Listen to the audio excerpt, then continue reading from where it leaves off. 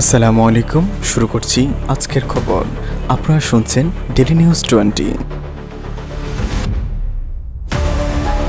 গতকাল রাতে মধ্যপ্রাচ্যের আকাশে নতুন উত্তেজনার জন্ম দিল ইরান। স্থানীয় সময় অনুযায়ী সোমবার রাত 11টার দিকে ইরান সরাসরি মিসাইল হামলা চালায় কাতারে অবস্থিত যুক্তরাষ্ট্রের বিমান ঘাঁটি আল উদেইদ এয়ারবেসে। জানা গেছে মোট 14 থেকে 19টি ব্যালিস্টিক মিসাইল ছোড়া হয়। তবে সৌভাগ্যবশত এই মিসাইলগুলো যুক্তরাষ্ট্র ও কাতারের যৌথ প্রতিরক্ষা ব্যবস্থা প্যাট্রিয়টের মাধ্যমে প্রতিহত করা হয়।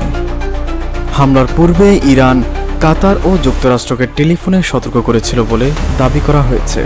এতে প্রাণহানি না ঘটলেও এই হামলা মধ্যপ্রাচ্যের রাজনৈতিক স্থিতিশীলতায় বড় ধরনের ধাক্কা দিয়েছে।